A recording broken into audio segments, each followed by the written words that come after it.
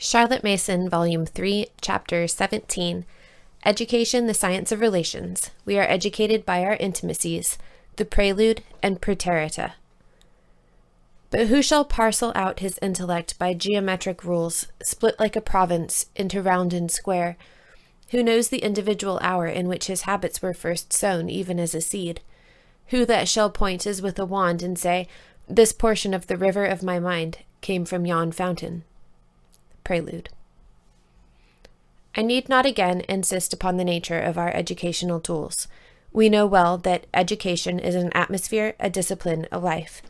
In other words, we know that parents and teachers should know how to make sensible use of a child's circumstances, atmosphere, to forward his sound education, should train him in the discipline of the habits of the good life, and should nourish his life with ideas, the food upon which personality waxes strong. Only 3 educational instruments. These 3 we believe to be the only instruments of which we may make lawful use in the upbringing of children, and any shortcut we take by trading on their sensibilities, emotions, desires, passions, will bring us and our children to grief. The reason is plain. Habits, ideas, and circumstances are external, and we may all help one another to get the best that is to be had of these. But we may not meddle directly with the personality of child or man. We may not work upon his vanity, his fears, his love, his emulation, or anything that is his by very right, anything that goes to make him a person. Our limitations. Most thinking people are in earnest about the bringing up of children, but we are in danger of taking too much upon us and of not recognizing the limitations which confine us to the outworks of personality. Children and grown-up persons are the same, with a difference, and a thoughtful writer has done us good service by carefully tracing the method of our Lord's education of the 12. Our Lord, says this author, reverenced whatever the learner had in him of his own, and was tender in fostering this native growth. Men, in his eyes, were not mere clay in the hands of the potter, matter to be molded to a shape. They were organic beings, each growing from within with a life of his own, a personal life which was exceedingly precious in his and his Father's eyes, and he would foster this growth so that it might take after the highest type. Pastor Pastorum, by H. Latham, M.A., page 6. We temper life too much for children. I am not sure that we let life and its circumstances have free play about children. We temper the wind too much to the lambs. Pain and sin, want and suffering, disease and death, we shield them from the knowledge of these at all hazards. I do not say that we should wantonly expose the tender souls to distress, but that we should recognize that life has a ministry for them also, and that nature provides them with a subtle screen, like that of its odor to a violet, from damaging shocks. Some of us will not even let children read fairy tales, because these bring the ugly facts of life too suddenly before them. It is worthwhile to consider Wordsworth's experience on this point. Indeed, I do not think we make enough use of 2 such priceless boons to parents and teachers as the educational autobiographies we possess of the 2 great philosophers, Wordsworth and Ruskin. Fairy lore, a screen and shelter. The former tells us how no sooner had he gone to school at Hawkshead than the body of a suicide was recovered from Esthwaite Lake. A ghastly tale, but full of comfort, as showing how children are protected from shock. The little boy was there and saw it all. Yet no soul-debasing fear, young as I was, a child not 9 years old, possessed me, for my inner eye had seen such sights before among the shining streams of fairyland, the forests of romance. Their spirit hallowed the sad spectacle with decoration of ideal grace, a dignity, a smoothness, like the works of Grecian art and purest poesy. It is delightful to know, on the evidence of a child who went through it, that a terrible scene was separated from him by an atmosphere of poetry, a curtain woven of fairy lore by his etherealizing imagination. But we may run no needless risks, and must keep a quiet matter-of-fact tone in speaking of fire, shipwreck, or any terror. There are children to whom the thought of Joseph in the pit is a nightmare, and many of us elders are unable to endure a ghastly tale in newspaper or novel. All I would urge is a natural treatment of children, and that they be allowed their fair share of life, such as it is. Prudence and not panic should rule our conduct towards them. Spontaneous living. The laws of habit are, we know, laws of God, and the forming of good and the hindering of evil habits are among the primary duties of a parent. But it is just as well to be reminded that habits, whether helpful or hindering, only come into play occasionally, while a great deal of spontaneous living is always going on towards which we can do no more than drop in vital ideas as opportunity occurs. All this is old matter, and I must beg the reader to forgive me for reminding him again that our educational instruments remain the same. We may not leave off the attempt to form good habits with tact and care, to suggest fruitful ideas without too much insistence, and to make wise use of circumstances. On what does fullness of living depend? What is education after all? An answer lies in the phrase, education is the science of relations. I do not use this phrase, let me say once more, in the Herbartian sense, that things are related to each other and we must be careful to pack the right things in together, so that having got into the brain of a boy, each thing may fasten on its cousins, and together they may make a strong click or a perception mass. What we are concerned with is the fact that we personally have relations with all that there is in the present, all that there has been in the past, and all that there will be in the future, with all above us and all about us, and that fullness of living, expansion, expression, and serviceableness for each of us depend upon how far we apprehend these relationships and how many of them we lay hold of. George Herbert says something of what I mean. Man is all symmetry, full of proportions, one limb to another, and all to all the world besides.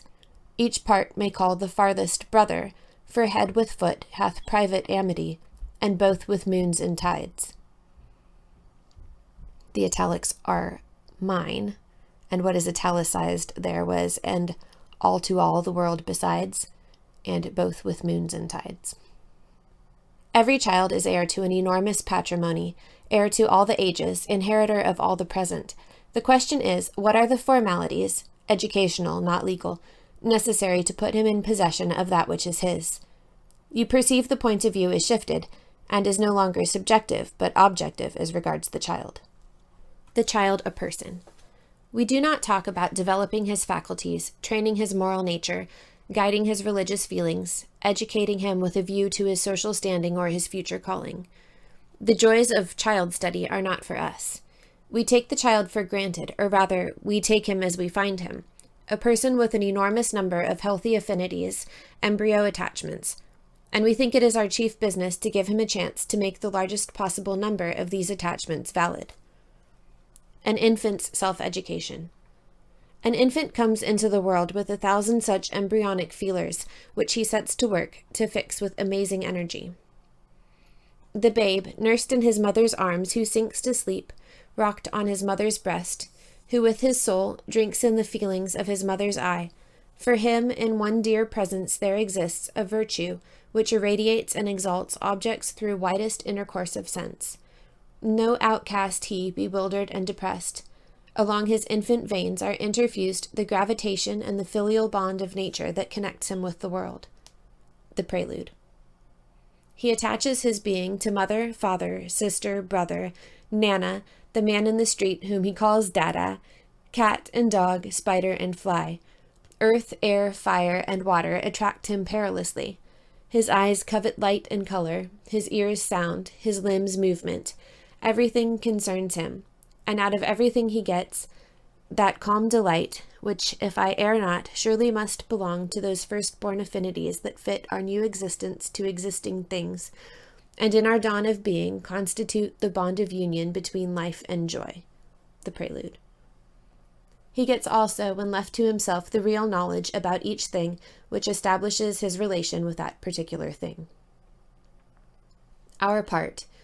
To remove obstructions and to give stimulus. Later, we step in to educate him. In proportion to the range of living relationships we put in his way, will he have wide and vital interests, fullness of joy in living. In proportion as he is made aware of the laws which rule every relationship, will his life be dutiful and serviceable. As he learns that no relation with persons or with things, animate or inanimate, can be maintained without strenuous effort, will he learn the laws of work and the joys of work. Our part is to remove obstructions and to give stimulus and guidance to the child who is trying to get into touch with the universe of things and thoughts which belong to him. Our error. Our deadly error is to suppose that we are his showman to the universe. And not only so, but that there is no community at all between child and universe, unless such as we choose to set up. We are the people, and if we choose that a village child's education should be confined to the 3 R's, why, what right has he to ask for more? If life means for him his Saturday night in the alehouse, surely that is not our fault. If our own boys go through school and college and come out without quickening interests, without links to the things that are worthwhile, we are not sure that it is our fault either. We resent that they should be called muddied oafs, because we know them to be fine fellows. So they are, splendid stuff which has not yet arrived at the making. Business and desire. Quoth Hamlet, "Every man hath business and desire." Doubtless that was true in the spacious days of great Elizabeth, but for us we have business, but have we desire? Are there many keen interests soliciting us outside of our necessary work? Perhaps not, or we should be less enslaved by the vapid joys of ping-pong, patience, bridge, and their like. The fact is that interests are not to be taken up on the spur of the moment. They spring out of affinities we have found and laid hold of. Or, in the words of an old writer, in worldly and material things what is used is spent. In intellectual and spiritual things, what is not used is not had. Supposing we have realized that we must make provision for the future of our children otherwise than by safe investments, the question remains how to set about it. The setting up of dynamic relations. We say a child should have what we will call dynamic relations with earth and water, must run and leap and dance, must ride and swim. This is how not to do it, as set forth in Praeterita. And so on to Lion Barris and up Snowdon, and if only then my father and mother had seen the real strengths and weaknesses of their little John, if they had given me but a shaggy scrap of a Welsh pony and left me in charge of a good Welsh guide, and of his wife, if I needed any coddling, they would have made a man of me there and then. If only.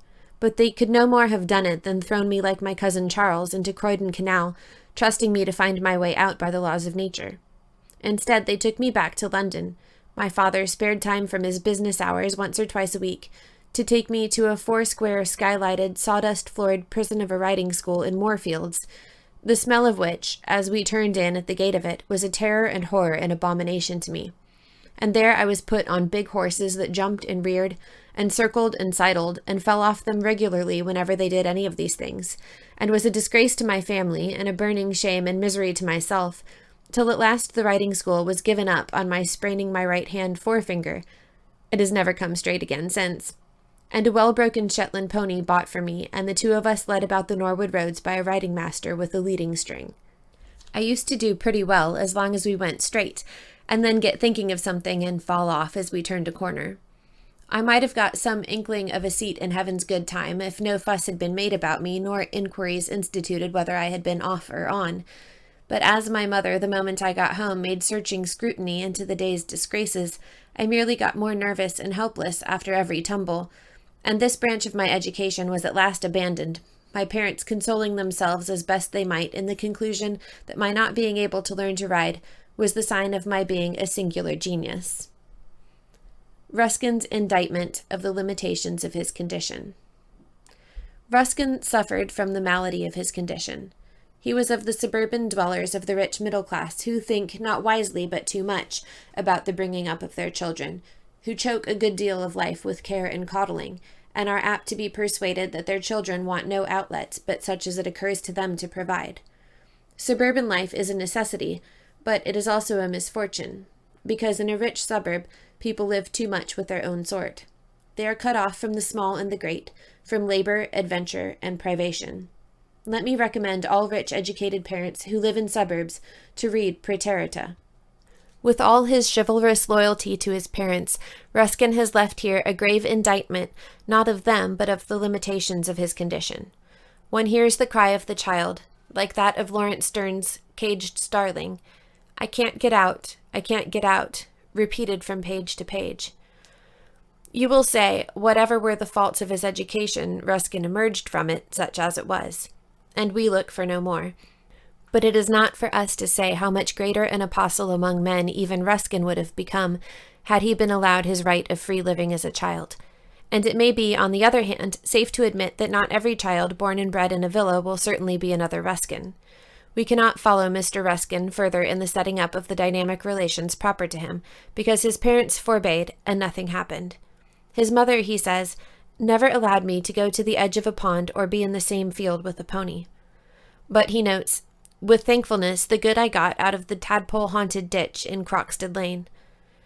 Camberwell Green had a pond, and he says, it was one of the most valued privileges of my early life to be permitted by my nurse to contemplate this judicial pond with awe from the other side of the way. Wordsworth's recognition of his opportunities.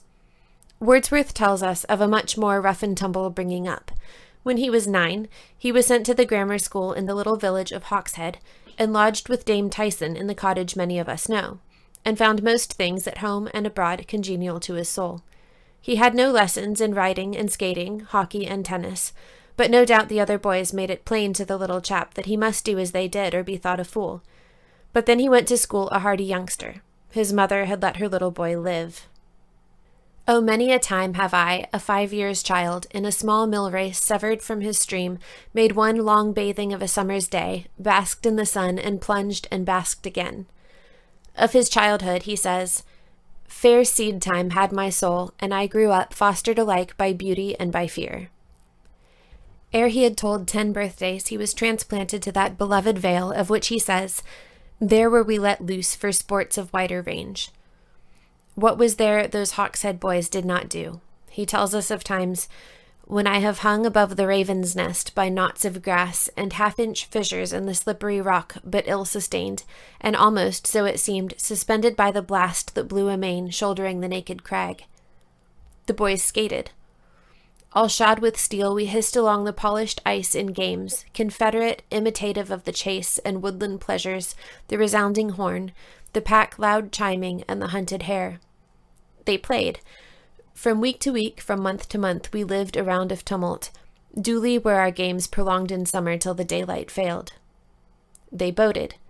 When summer came, our pastime was, on bright half-holidays, to sweep along the plain of Windermere with rival oars. In such a race, so ended disappointment could be none, uneasiness or pain or jealousy. We rested in the shade, all pleased alike, conquered and conqueror. The young Wordsworth, too, had his essays on horseback, when he and his schoolmates came back rich from the half-yearly holidays, and hired horses from the courteous innkeeper, and off they went, proud to curb and eager to spur on the galloping steed. And then the homecoming. Through the walls we flew, and down the valley, and a circuit made in wantonness of heart, through rough and smooth we scampered homewards.